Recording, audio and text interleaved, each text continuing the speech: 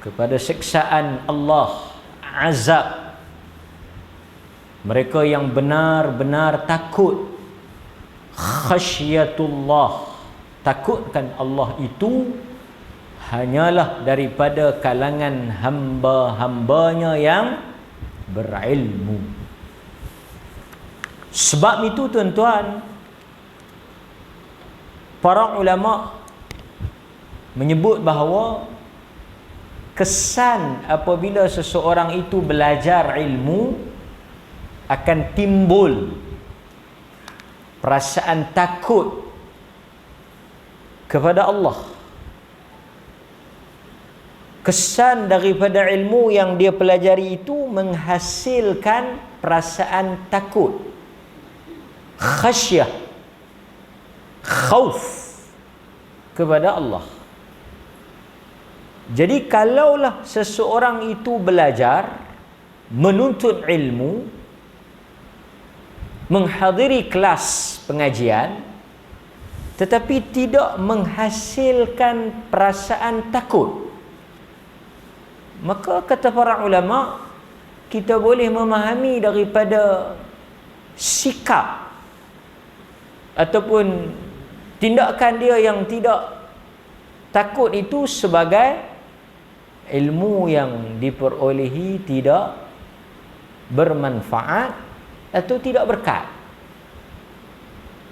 Jadi sebab itu kita berdoa ilmu ini untuk menimbulkan rasa takut kepada Allah. Para ulama seperti Al-Imam Ibnul Qayyim, dia sebut kita kena ada 3 sifat sebagai seorang mukmin. Yang pertama, al-khauf, kena ada perasaan takut, terutama ketika sehat. Seseorang yang sehat, Ibnul Qayyim kata, dia kena ada perasaan al-khauf, takut itu lebih.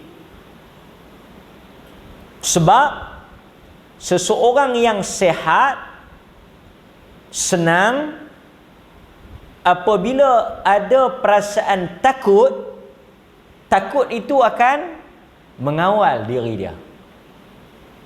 Itu fungsi takut tu. Lepas itu kita menakutkan orang, kita takutkan anak kita takutkan untuk apa? Untuk kontrol, kawal supaya dia tidak melakukan sesuatu yang salah. Jadi waktu sehat, waktu senang, kena latih supaya perasaan takut itu lebih dominan, lebih kuat. Maksudnya kena ada takut tu. Waktu sekarang ni yang kita sehat ni, kalau kita tak takut, kurang takut, maka kita akan buat sesuatu yang kita fikir kita nak buat. Yang kedua, kata para ulama seperti yang disebut oleh Ibnul Qayyim, dia kata ar-raja, takut dan harap. Harap ni ketika mana? Kalau takut ketika sehat, harap ketika sakit, ketika susah. Maksudnya waktu tuan-tuan sakit, tak kiralah sakit kuat ke, sakit apa ke, ketika kita sakit, kita tak perlu sangat takut ni. Sebab orang yang sakit ni dia tak boleh buat apa. Dan selalunya orang yang sakit ni, orang yang akan kuat ingat Tuhan. Selalunya orang yang sakit ni orang yang akan balik kepada Tuhan lah. Sebab itu kata para ulama, ketika sehat, dia mudah lupa kepada Tuhan, maka dia kena ada takut. Ketika dia sakit, sakit ni dia saudara kepada mati. Seseorang yang sakit pada adatnya akan mati. Jadi orang yang mati ni automatically dia memang akan rasa takut. Kan? Pasal tu orang yang sakit ni banyak istighfar, teringat nak semayang, banyak bertaubat, banyak menangis. Pasal dia takut. Tak payah duk suruh pun memang dia takut. Maka ketika itu kita bimbang kalau dia terlampau takut, sat lagi dia akan bersangka buruk dengan Allah. Sebab itu dia takut ketika sakit ni, kata para ulama, dia tidak bermanfaat sangat. Yang kena ada pada orang yang sakit, orang yang nampak macam gelap lah, harapan lah, dia kena raja. Maksudnya pasal itu bila kita pergi dekat orang yang sakit, kita jangan gempak lah. Kita jumpa orang sakit ni, kita jangan gempak lah. Kita buat apa? Orang yang kita pergi ziarah, dia sakit lah, teruk. Apatah lagi kalau nazak, kita kena beri kata-kata harapan. Allah membersihkan dosa dengan sakit ni. Allah menggugurkan dosa dengan ujian ni.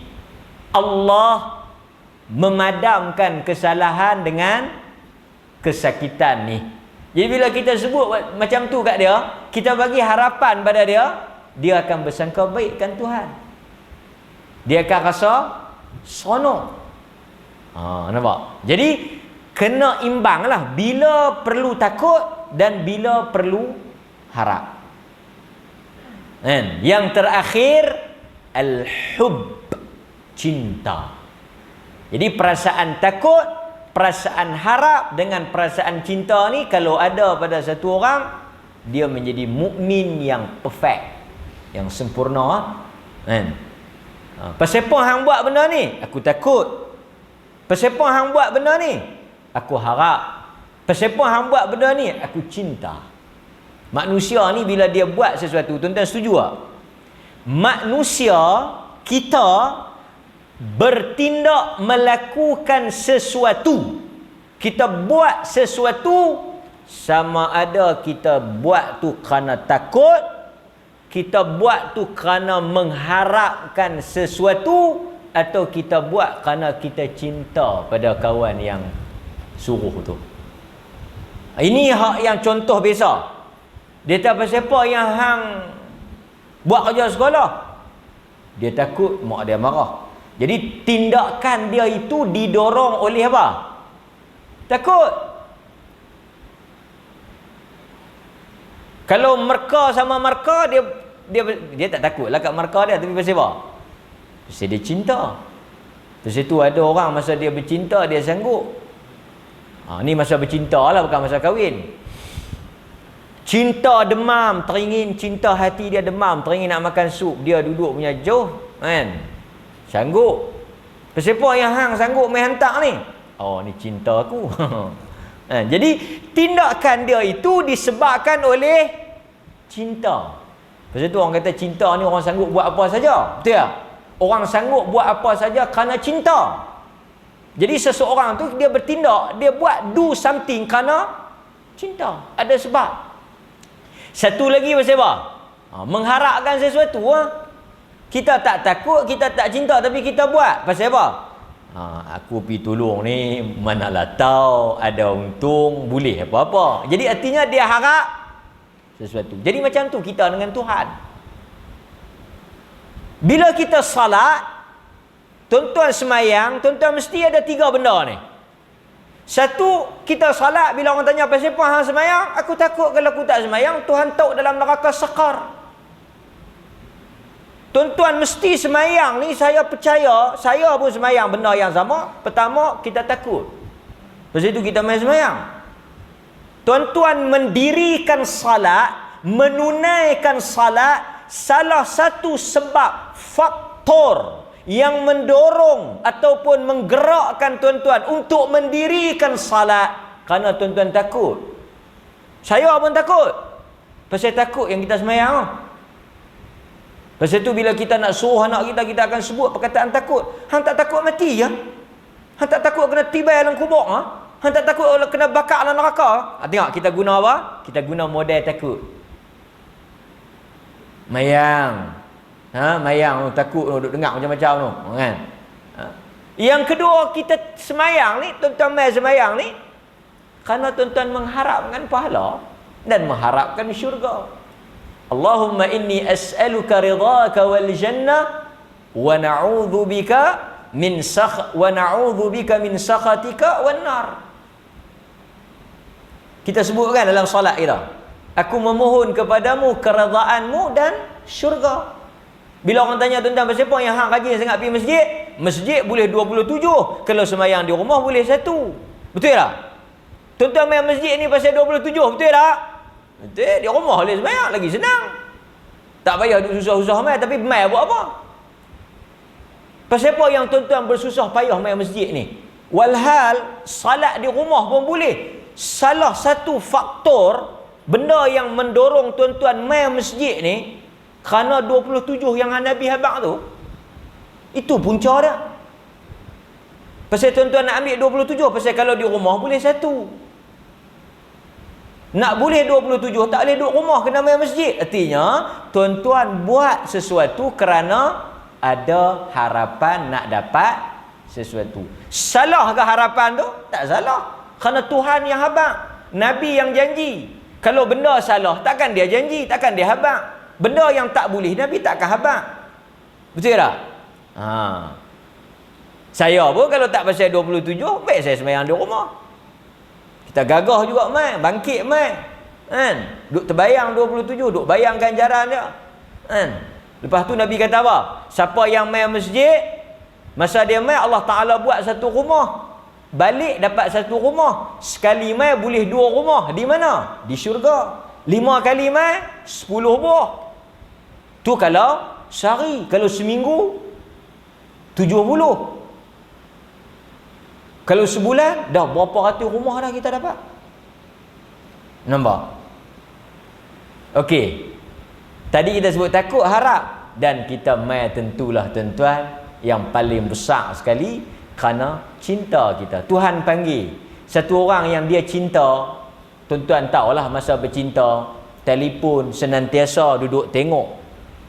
Ternanti-nanti panggilan kekasih hati. Ternanti-nanti waktu untuk bertemu. Itu kerana apa? Kerana cinta. Bila orang cinta, dia rindu. Betul tak? Jadi apabila kita cinta kepada Allah, kita senantiasa ternanti-nanti, tertunggu-tunggu. Bilakah waktu untuk kita bertemu? Maka untuk bertemu dan berbicara dengan Tuhan secara langsung, kita bermunajat adalah ketika salat. Jadi orang yang cinta, dia senantiasa rindu dengan panggilan azan.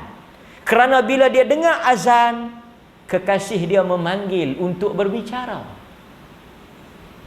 Lepas itu bila kita salat Alhamdulillahirrabbilalamin, Allah menjawab, telah memuji, hamidani abdi, telah memuji hambaku, dalam hadis yang diriwayatkan oleh Imam Muslim. Tapi kalau satu orang dia tak suka pada kawan tu, dia teringin tak nak pergi berjumpa? Orang ni kalau duk lari pada kita, apa maksud dia? Tuan-tuan, kalau duk lari tak mau berjumpa, duk mengelak tak mau berjumpa, apa maksud dia? Tak seronok lah. Sebab itu orang beriman, dia apabila mendengar azan, dia meronta-ronta. Dia ada satu feeling, dia satu perasaan lain. Bila dengar Allahu Akbar, Allahu Akbar, dia dengar azan, Allah, dia jadi sayu.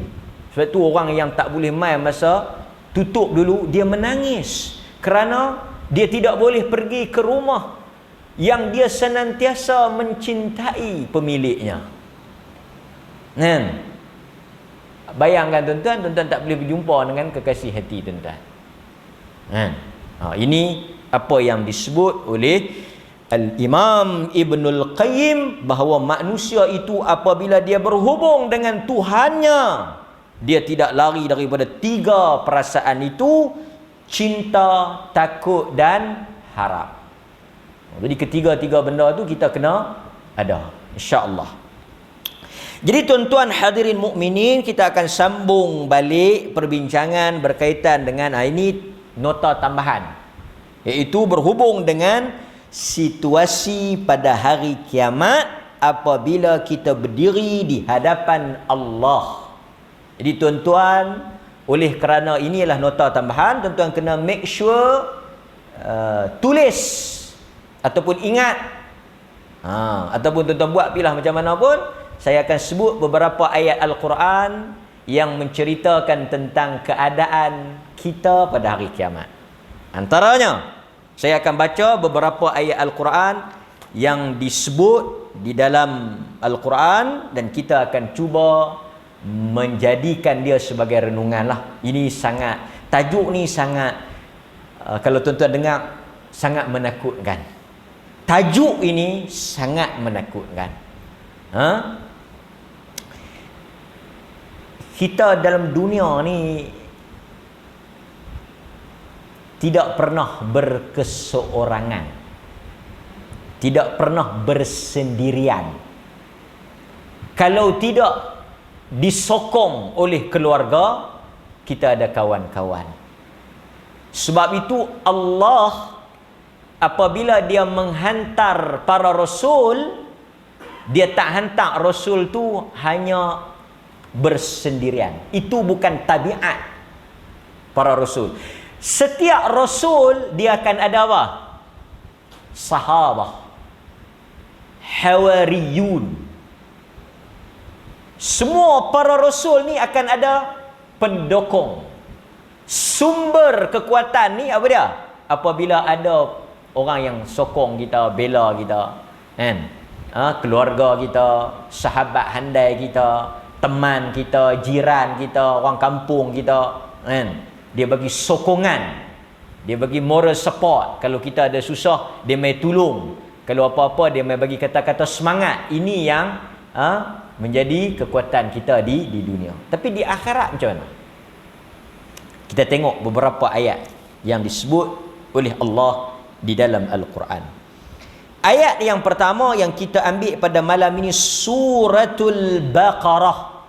Suratul Baqarah ayat nombor 48. Semua ayat yang saya sebut ni ada lebih kurang 7-8 ayat. Tema dia sama ya. Sekali tuan-tuan dengar bila saya translate terjemahan dia, tuan-tuan akan nampak poin dia satu ya.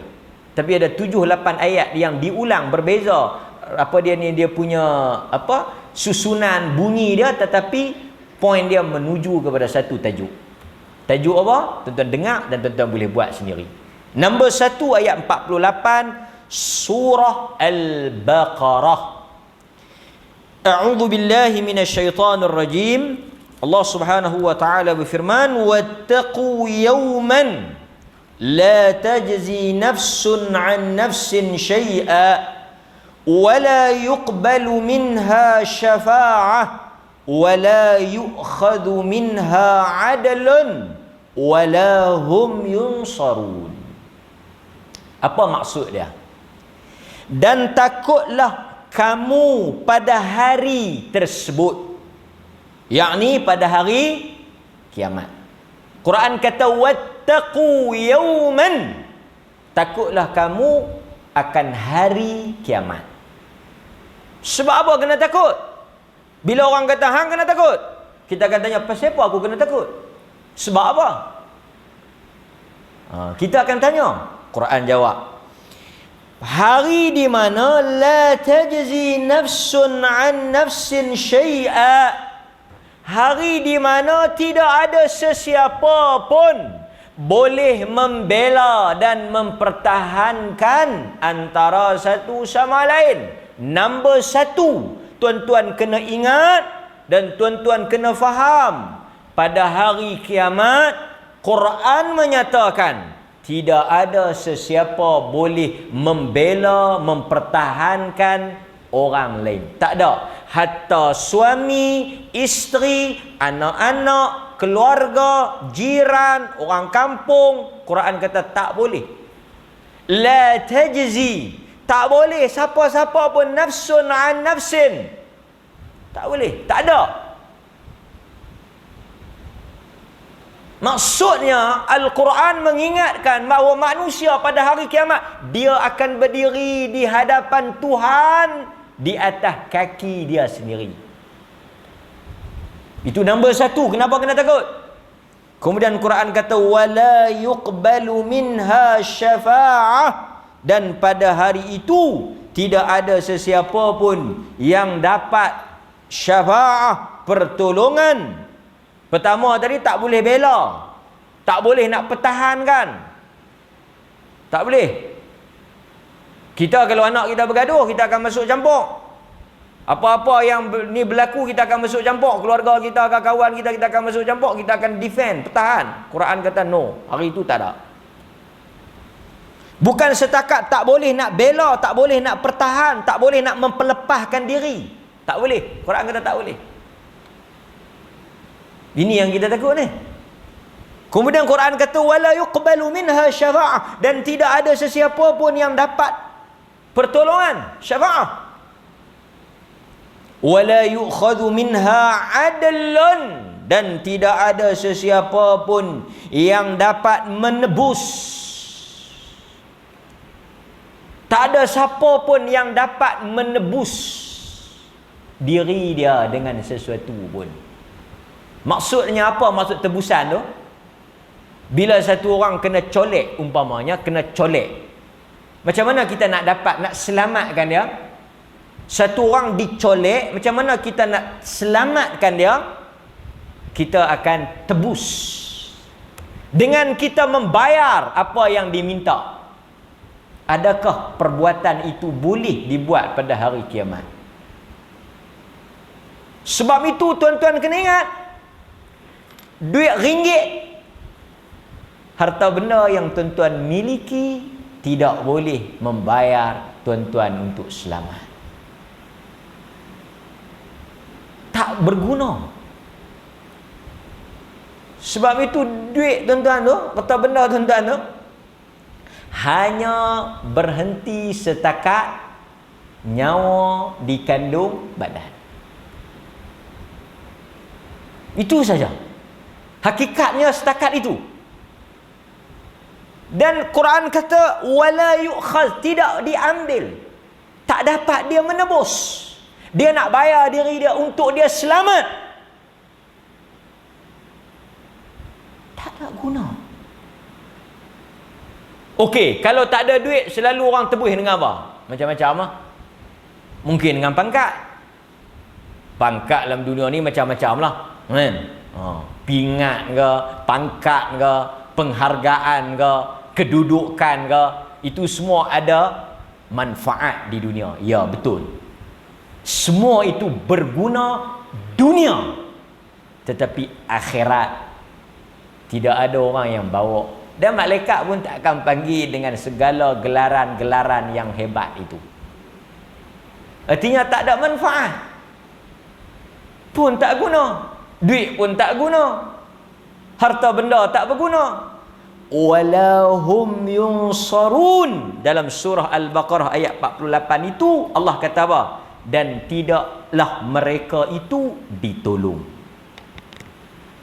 Itu ayat yang pertama. Ini situasi, keadaan yang akan kita lihat dan kita sendiri tempuh. Nombor satu. Baru satu. Banyak lagi. Kita tengok pula ayat yang kedua. Tadi suratul Baqarah ayat 48. Kan? 148. 148. Tuan-tuan tulis ni supaya tuan-tuan boleh berhujah, atau tuan-tuan bila nak cerita nanti dekat anak-anak, tuan-tuan boleh sebut. Al-Baqarah ayat 48. Yang kedua surah Luqman ayat 33. Surah Luqman ayat 33. Apa bunyi surah ni? Ya ayyuhan nasu taqu rabbakum. Wahai manusia, takutlah kamu kepada Tuhan kamu. Wakhshaw yawman. Quran kata nombor satu, hendaklah kamu takut kepada Tuhan kamu. Yang kedua, hendaklah kamu takut kepada hari kiamat, yang mana pada hari tersebut la yajzi walidun an waladih wala mauludun huwa jazin an walidih syai'a. Kata Allah, wahai manusia, hendaklah kamu takut kepada Tuhan kamu, Dan takutlah kepada hari di mana seorang bapa, yang ni direct dia sebut. Tadi umum, yang ni terus dia direct sebut, terus dia mention terus. Walid, di mana seorang bapa la yajzi, tidak boleh menolong, menyelamat dan menebus waladihi. Walid bapa, walad anak. Dalam ayat ni surah Luqman yang kita duk baca tu, Allah kata hari tu seorang bapa tak boleh menyelamatkan anak dia. Kemudian dia sambung lagi, dan seorang anak wala maulud yang kita dah sebut maulid tu, maulud, dan seorang anak tidak boleh melepaskan bapaknya. Habis meta. Sama ada ayat ni dengan ayat tadi. Dia punya maksud, dia punya pengajaran dia punya panduan dia sama tak? Yang tadi dia kata tak ada siapa boleh tolong sesiapa pun, tak ada siapa boleh tebus sesiapa pun, tak ada siapa boleh menyelamatkan sesiapa pun, dan tak ada siapa boleh menolong sesiapa pun. Dalam ayat ni terus dia sebut bapa. Sebab apa kata para ulama? Kerana hubungan yang paling kuat, yang paling erat, yang paling dekat, akrab adalah anak dengan bapa. Seorang bapa tak akan biarkan anak dia. Dia akan melakukan segala-galanya untuk mempertahankan anak dia. Itu hanya bermanfaat di dunia. Termasuk juga seorang anak dengan bapa. Hatta dalam hadis kita baca apa? Apabila bertemunya Nabi Allah Ibrahim alaihissalam dengan ayahandanya Azar. Apabila mereka bertemu di padang mahsyar, ayah dia, kita baca dalam hadis, ayah Nabi Ibrahim, Azar, jumpa dengan Nabi Ibrahim di padang mahsyar. Apa kata ayah dia? Mula dia kata dekat ayah dia, dulu aku suruh kau ikut, kau tak ikut. Ayah dia kata, hari ni aku ikut. Hari ni tak boleh buat apa lah. Anak yang menyandang pangkat kenabian, seorang nabi, bukan nabi biasa-biasa, nabi yang hebat. Quran, hadis tu cerita anak dia Nabi Allah Ibrahim tak boleh selamatkan bapa dia. Dan dia sebut kepada Allah, dia kata, hari ni Allah kena penuhi janji. Apa dia janji Allah? Tidak memalukan dia. Allah dah janji tak memalukan dia. Kalau Allah Ta'ala campak bapa dia dalam rupa bentuk bapa dia, orang akan kata itu bapa Ibrahim. Kalaulah Allah memasukkan ayah dia dalam bentuk rupa yang asal, orang akan sebut itu bapa Nabi Ibrahim. Walaupun yang masuk dalam neraka itu bapa dia, dia akan tumpang malu. Dia akan tumpang malu. Maka dia minta kepada Allah supaya menyelamatkan maruah dia. Maka Allah tukar bapa dia menjadi seekor haiwan dan dicampak ke dalam neraka dalam keadaan siapa pun tak kenal. Itulah Azar. Apa poin dia, tuan-tuan? Apa cerita yang hadis ni nak sampaikan? Bagaimana seorang bapa tidak boleh diselamatkan walau oleh anaknya, walaupun anaknya seorang apa? Nabi. Di situ anak-anak kita, tuan-tuan, kita kena tengok lah. Sekarang ni pun kita kena tengok lah. Kan? Pasal di sana ada pengecualian. Di sana ada pengecualian. Kan? Ramai orang yang tengok peristiwa di Maghribi, Morocco, kan? Rayyan umur 5 tahun tu yang terjatuh ke dalam pirigi tu, yang akhirnya meninggal dunia tu, apa orang sebut? Kan? Orang sebut dia, itu dalam hadis. Nabi SAW satu malam, memang ada dalam hadis, dalam satu malam Nabi dibawa oleh malaikat, 2 orang malaikat, melalui beberapa pemandangan. Satu, Nabi tengok macam ni, kan? Malaikat kata, intaliq, jom. Tengok pula Nabi tanya, malaikat tak jawab. Intaliq, jalan. Sampai satu tempat Nabi tengok satu laki-laki tinggi. Dikelilingi dia di dalam taman tu, dikelilingi dia oleh budak-budak yang ramai, yang kecil. Bila Nabi tanya, siapa lelaki yang tinggi tadi ni? Itu adalah Jibril. Itu adalah Ibrahim. Yang kau nampak yang tinggi, yang besar tu Ibrahim. Malaikat yang bawa Nabi, yang jadi guide tu, cerita. Budak-budak yang ramai yang duduk berlari di tepi dia, yang dia duduk tengok tu, siapa dia? Itu adalah anak-anak kaum muslimin yang meninggal ketika kecil. Mereka berada di taman syurga di bawah pemeliharaan Nabi Ibrahim. Jadi orang sebut kata anak itu akan tarik ayah dia. Betul, ada hadis yang mana Allah Subhanahu Wa Taala suruh anak-anak yang meninggal dalam usia yang kecil, walaupun panjang ada perbincangan, mereka akan diuji oleh Allah Ta'ala dan sebagainya, tapi mereka tak mau masuk. Apabila ditanya kenapa mereka tak mau masuk, kerana mereka nak masuk bersama ibu ayah mereka. Tapi kita, apabila baca ayat-ayat ini, kita kena faham bahawa sebelum kita memperolehi pertolongan dan penyelamatan oleh anak-anak kita tu kena melayakkan diri kita, kerana asalnya seseorang itu tidak boleh ditolong oleh orang lain. Untuk si anak tu tolong, dia kena mendapat izin, dan yang nak ditolong tu pun kena dapat izin. Tapi kita pegang hak asalnya, memang tak boleh tolong. Dalam surah Luqman ayat 33 ni tuan-tuan boleh tengok. Okey, itu surah Luqman ayat 33. Kita tengok pula ayat yang ketiga. Ayat yang ketiga, 3 ayat dah malam ni. Surah Asy-Syu'ara. Surah Asy-Syu'ara ayat 88. Ayat 88. Semua yang kita sebut tadi daripada awal tadi ni, semua ayat-ayat daripada Al-Quran. Allah Subhanahu Wa Taala sebut, ayat ni popular. Ayat apa? Asy-Syu'ara ayat 88. Allah Subhanahu Wa Taala berfirman, yauma la yanfa'u malun wala banun. Pada hari tersebut tidak berguna, yakni tidak bermanfaat, segala harta di dunia yang kamu miliki dan anak pinak banun, dan anak pinak yang kamu miliki. Semua harta benda, dan dia sebut anak lelaki banun ni, banin. Kalau perempuan banat. Dalam ayat ni Allah Ta'ala kata tak berguna pada hari kiamat harta dan anak-anak. Betul ya? Samalah.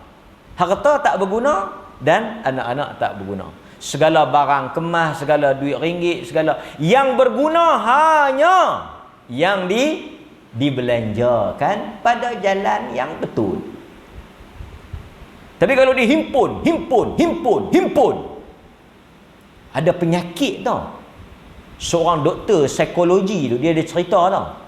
Dia kata ada satu penyakit psikologi ni, penyakit manusia yang dia tak boleh kurang duit dia. Kita duk ceramah banyak kali dah benda ni, tapi rupa-rupanya bila kita sembang, doktor tu kata yang ni sebenarnya ustaz adalah jenis penyakit. Yang mana penyakit tu dia bukan guna pun duit tu. Dia sendiri tak guna. Tapi dia suka kumpul. Artinya dia seronok himpun, tapi dia tak suka belanja. Pelik tak? Itu yang dikatakan penyakit. Kita himpun pasal kita nak guna. Kita cari-cari, kita belanja. Kita cari-cari, kita nak makan apa, kita makan. Yang ni normal. Ini orang normal, orang sehat. Orang yang waras, orang yang sehat, dia kerja, dia himpun, dia teringin nak makan, dia teringin nak guna apa, nak beli apa, dia akan guna. Ini orang yang sehat. Tapi orang yang sakit, dia himpun, tapi dia tak tahu nak buat apa. Tapi dia suka himpun. Dan bila dia guna, walaupun untuk diri dia, dia rasa sakit. Dia rasa pedih. Dia tak seronok. Pasal itu ada orang macam ni. Kita tengok kereta dia buruk. Pasal apa dia tak beli kereta lain walhal dia ada duit? Kalau tak ada duit nak buat macam mana kan? Memang tak ada duit, memang tak mampu, gunalah yang mana ada. Tapi dia ada, tapi dia tak beli. Pasal apa? Tuan-tuan besok ada jawapan tak? Betul lah dia kedekut, tak apalah. Saya tahulah jawapan dia. Saya tahu jawapan dia. Tapi saya nak abang pasal apa? Pasal apa dia tak mau? Pasal apa dia tak belanja? Kerana dia, bila dia belanja tu, benda tu menyakitkan jiwa dia. Benda tu mengganggu jiwa dia.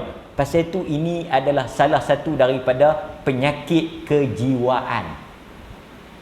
Pasal apa suami hang dia punya, pasal apa dia makan berkira? Dia bukan masalah dia berkira kan, masalah bila dia guna dia rasa terseksa. Biar dia susah tak apa. Yang ni sebenarnya penyakit. Tapi bila orang belanja dia boleh janji bukan duit dia ya. Pasal itu kita kata ni adalah penyakit. Laki hang makan tak ni ikan apa ni, sotong, udang apa, kalau orang beli dia makan. Tapi kalau dia sendiri nak beli tak, dia makan tak durian? Dia makan. Kalau hang panggil dia makan, dia suka-suka musangkin. Tapi kalau dia sendiri nak beli, nak makan, tak harus Dia mampu tak boleh beli? Dusun durian dia boleh beli. Tapi pasal apa dia sendiri tak beli? Kerana jiwa dia terseksa bila dia nampak duit dia keluar. Dia hanya boleh nampak, dia hanya tenang bila dia nampak duit dia masuk. Ini apa yang Quran cerita. Akhirnya yauma la yanfa'.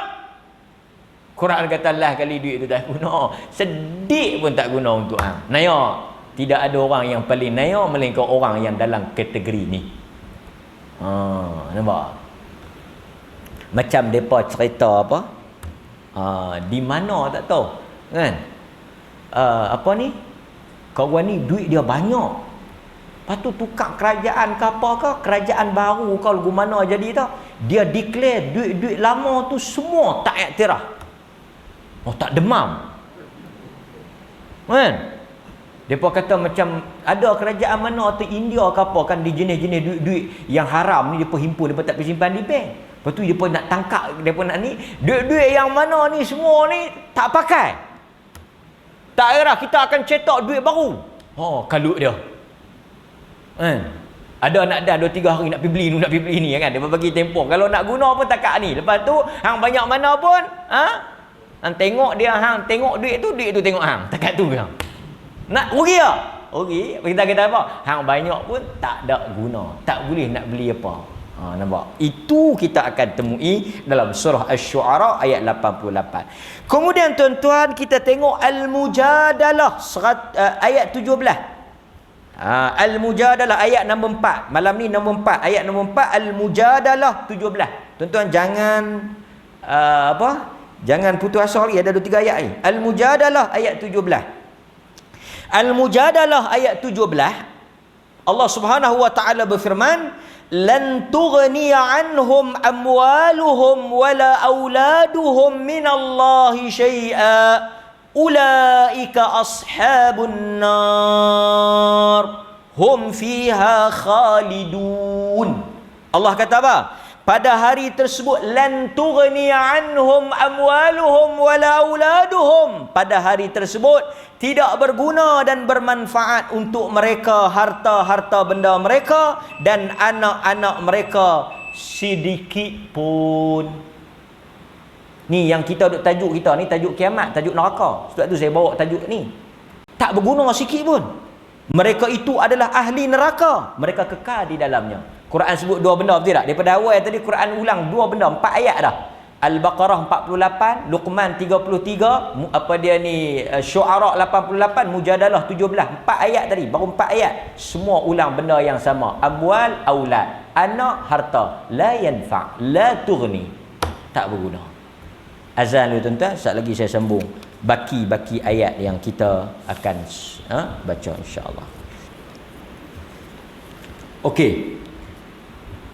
Tadi kita ambil Al-Baqarah 48, Luqman 33, Asy-Syu'ara 88, Mujadalah 17, ayat nombor 5. Ayat nombor 5, ayat yang kelima. Ayat yang kelima, surah Ali Imran ayat 10. Ali Imran ayat 10. Allah Azza wa Jal menyebut tentang keadaan orang-orang kafir. Sebelum saya nak baca ayat Ali Imran ni, ayat nombor 5. Kita ada lagi baki 2-3 ayat. Saya baca aja. Tapi saya nak kongsi sedikit. Ada satu WhatsApp masuk. Dia kongsi. Ni dari sudut pandangan agama kita. Saya ulang sekali lagi, ini dari sudut pandangan Islam lah, dari sudut pandangan agama kita. Dia tanya, WhatsApp tu dia tanya. Dia sebut, dia kata rakan sepejabat dia yang bukan Islam lah, whatever lah, apa agama pun, mungkin tak ada agama, etis, tapi bukan, pokok pangkalnya bukan Islam. Dia kata kawan baik lah, dia panggil apa, rakan sepejabat, kerja sekali, tapi yang seorang Muslim, yang seorang lagi bukan Muslim. Apa agama tak perlu tahulah, mungkin etis, mungkin Kristian ke apa kan, wallahualam. Cuma dia kata dia bermimpi melihat kawan dia yang kafir tadi ni, yang bukan Muslim tadi ni, datang dalam mimpi dia.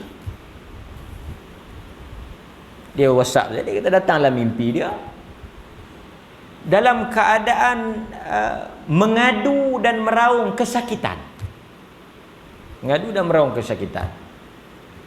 Dia tanya, apakah boleh untuk kita nak melakukan sesuatu doa ataupun apa-apa yang kata apa, mungkin kita boleh bantu dia lah. Wallahu ta'ala a'lam, tuan-tuan. Dari sudut akidah kita, dari sudut pegangan kita umat Islam, seperti yang kita baca dalam hadis Nabi SAW dengan bapa saudara dia, tidak ada dapat apa-apa yang boleh kita lakukan. Sebab itu tuan-tuan, nikmat yang besar menjadi Muslim dan kita doa meninggal sebagai seorang Muslim. Kerana kalaulah ada di kalangan saudara kita yang meninggal dalam keadaan Muslim, ahli keluarga kita, jiran, tetangga kita, sekurang-kurangnya kita ada ruang dan peluang untuk kita doakan mereka. Tapi dalam kepercayaan agama lain kita tak tahu lah, wallahualam. Tapi dari sudut pandangan agama kita macam itulah. Kita tak boleh buat apa lah pasal berbeza agama. Kan? Berbeza agama. Okey. Tapi kalau orang tanya dia mimpi ayah dia. Kadang-kadang kita mimpi kan, ayah kita, anak kita, mak kita, dia mari dalam mimpi kita. Kalau datang dalam keadaan yang elok, mak ayah kita datang dalam keadaan elok, dalam keadaan yang isteri kita dalam keadaan senyum ke apa ke, kita syukurlah. Kerana itu mungkin pertemuan roh dengan roh. Seperti yang disebut oleh Ibnul Arabi.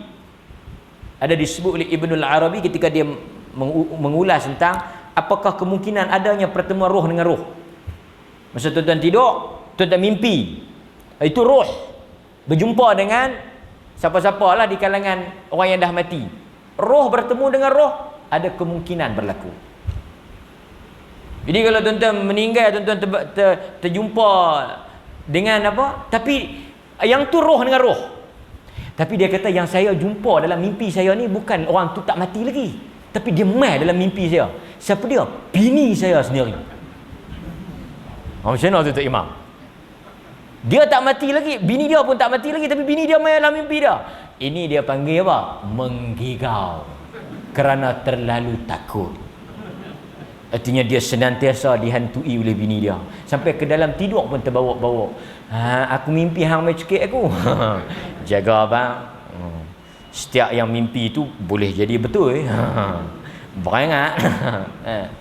Tapi ada kemungkinan. Dia kata kalau mari ayah dia dalam bentuk mungkin minta tolong dan sebagainya, itu mungkin seperti yang disebut oleh Ibnul Arabi, ada kemungkinan. Bukan kita jazam kata confirm, tak. Doa tuan-tuan. Doa. Mungkin dia nak menyampaikan sesuatu kepada kita. Wallahu ta'ala a'lam. Okey, itu penjelasan dia. Bila kita mimpi mak ayah kita yang dah mati lama-lama tu kan, dia mai. Okey. Surah Ali Imran, yang ni cerita orang kafir, ayat yang ke-10, yang mana ini dalil yang kelima kita malam ini.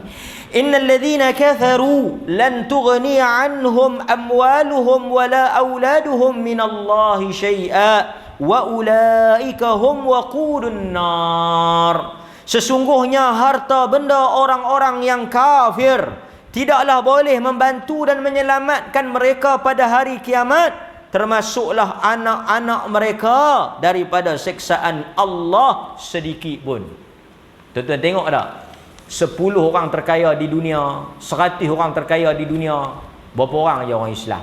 Artinya orang kafir dari sudut kekayaan sangat kaya. Hatta mereka kata bankrupt ni, sakan tak sakan orang kafir kaya ni, yang bankrupt pun masih terkaya. Yang bankrupt, yang declare muflis, bankrupt pun masih terkaya. Kita yang tak bankrupt ni pun tak kaya-kaya. Maksudnya sangat kaya. Sangat kaya. Tetapi kekayaan itu hanya bermanfaat di dunia. Hanya bermanfaat di dunia. Tapi di akhirat tak ada. Itu yang kelima. Yang keenam, surah Al-An'am ayat 70. Untuk ringkaskan waktu, saya akan terus kepada terjemahan dia. Al-An'am 70. Kalau tuan-tuan nak balik cek teks ayat dia dalam Arab, dalam teks Quran yang betul, tuan-tuan balik buka 70 Al-An'am. Allah sebut apa? Dan jika Allah sebut daripada ayat ni, daripada ayat, dan jauhkanlah diri daripada orang-orang yang menjadikan agama sebagai permainan dan hiburan. Mereka itu tertipu dengan kehidupan dunia. Ingatkanlah mereka dengan Al-Quran, supaya setiap diri di hari akhirat tidak terjerumus ke dalam neraka dengan sebab apa yang mereka lakukan daripada dosa di dunia. Ingat, tidak ada baginya pelindung. Quran kata tidak ada baginya pelindung, tidak juga pemberi syafaat selain daripada Allah. Dan jika dia hendak menebus, Quran kata, jika dia hendak menebus dirinya dengan segala bentuk tebusan, tidak bermanfaat apa-apa tebusan dan tidak diterima pada hari tersebut. Mereka itu adalah orang yang dicampakkan ke dalam neraka di atas apa yang mereka lakukan. Disediakan bagi mereka minuman daripada air panas yang menggelegak, azab seksa yang tidak terperi sakitnya, kerana mereka engkar di dunia. Mereka nak tebuih pun tak boleh, nak bayang apa kat Tuhan pun tak laku, tak ada siapa boleh tolong. Al-An'am 70. Balik boleh baca sendiri. Kemudian tuan-tuan tengok yang ketujuh, dalil yang ketujuh, Al-Hadid nombor 15. Al-Hadid nombor 15. Saya baca terjemahannya. Maka pada hari ini, yakni hari kiamat, tidak diterima tebusan daripada kamu, tidak pula daripada orang kafir. Tempat kamu ialah neraka, dialah tempat kamu berlindung, dan dia adalah seburuk-buruk tempat kembali. Al-Hadid nombor 15. Allah kata pada hari itu tidak diterima tebusan. Maksudnya satu orang tak boleh bayar Tuhan, tak boleh tebuih diri dia dengan apa-apa pun untuk menyelamatkan diri dia. Tak ada. Dan yang terakhir tuan-tuan, Allah Subhanahu wa taala sebut di dalam surah Abasa ayat 37. Ini dalil yang ke-9. Dalil yang ke-9, pada hari tersebut, Abasa ayat 37, likulli imri'in minhum yawma idzin sya'nun yughnih. Setiap orang, setiap individu daripada mereka pada hari kiamat mempunyai urusan terhadap diri-diri mereka sendiri. Maksudnya masing-masing menguruskan diri masing-masing, tidak membantu menyelamatkan orang lain. Banyak lagi ayat-ayat yang senada dengan ayat-ayat yang kita baca tadi.